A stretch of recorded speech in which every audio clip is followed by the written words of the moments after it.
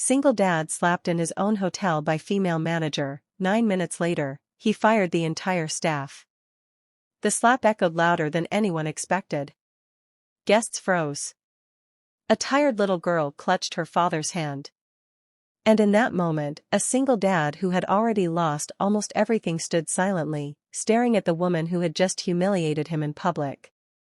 What no one in that hotel lobby knew was this: that slap would change every life in the room, not because of anger or revenge, but because of a lesson in kindness no one would ever forget. Before we begin, take a moment to support stories like this.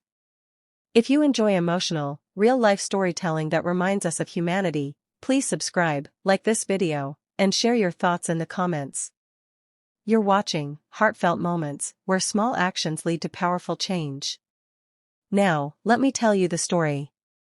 Ethan Miller was a single father in his mid-30s, traveling with his 7-year-old daughter, Lily. His wife had passed away 2 years earlier after a sudden illness, leaving Ethan to raise Lily alone.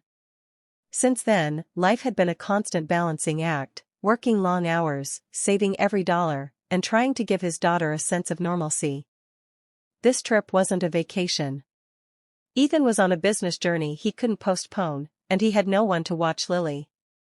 The hotel they checked into looked fancy from the outside, but Ethan chose it for one simple reason: it was close to his meeting. They arrived late. Lily was exhausted, half asleep on her feet. Ethan approached the front desk politely, asking if early check-in was possible. The lobby was quiet, but the female manager on duty barely looked up from her computer. She scanned Ethan from head to toe, his worn jacket, his travel bag, his tired eyes, and her expression hardened. "Check-in is at 3, she said sharply. "Rules are rules." Ethan nodded and calmly explained his situation. He wasn't asking for special treatment, just a little understanding. Lily tugged on his sleeve, whispering that she felt dizzy. That's when the manager snapped. She accused him of trying to manipulate staff. She raised her voice, drawing attention from nearby guests. When Ethan gently asked her to lower her tone because of his daughter, she lost control. In a shocking moment, she stepped around the desk and slapped him across the face. The lobby fell silent.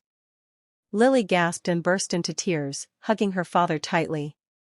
Ethan didn't shout. He didn't raise his hand. He simply knelt down, wiped his daughter's tears, and told her softly that everything would be okay. Security rushed over, but instead of helping, they sided with the manager. Other staff watched without saying a word. Not one person apologized. Not one showed kindness. Ethan stood up slowly and looked around the lobby. He took a deep breath and said something no one expected. "May I please have a glass of water for my daughter?" The manager laughed bitterly. "Get out before I call the police." Ethan nodded, stepped aside, and quietly made a phone call. 9 minutes later, the hotel doors opened again, but this time everything changed. A group of sharply dressed executives walked in, followed by a legal representative. Their presence alone shifted the air in the room. The manager's face went pale. Ethan walked toward them, not as a guest, but with confidence. It turned out Ethan wasn't just a struggling single dad. He was the silent majority owner of the hotel chain, someone who intentionally visited properties unannounced to understand how guests were treated when no one thought they were watching. He had learned long ago that titles don't reveal truth, behavior does. The executives asked the manager to explain what had happened. She tried to justify herself, twisting the story. But security footage played on the lobby screen. The slap. The shouting. Lily crying. Ethan calmly standing still.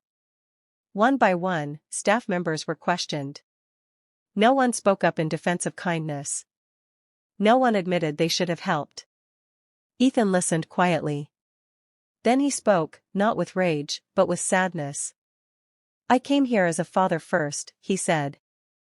"I didn't ask for luxury. I asked for decency." He explained how his wife used to work in hospitality, how she believed kindness was the most important service anyone could offer. He said he built his business on that belief. The manager was immediately dismissed. But Ethan didn't stop there. He made a decision that shocked everyone.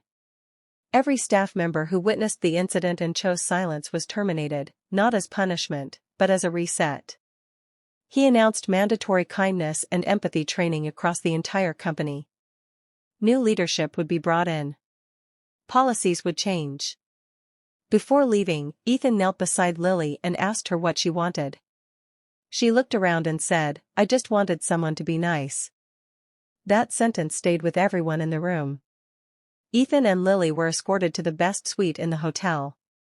But more importantly, every remaining employee was reminded that kindness is not optional, it's the foundation of humanity. Weeks later, the story spread online. But what went viral wasn't the firing. It was Ethan's calm response. His refusal to retaliate. His focus on teaching rather than humiliating. The hotel later partnered with family shelters and grief support programs. All because one man chose compassion over cruelty. And Lily? She learned that day that strength doesn't always look loud. Sometimes it looks like patience. Sometimes it looks like kindness in the face of pain. In a world where it's easy to judge and harder to understand, remember this story. You never know what someone is carrying. A little kindness might be the thing that changes everything. If this story touched your heart, let it remind you to lead with compassion.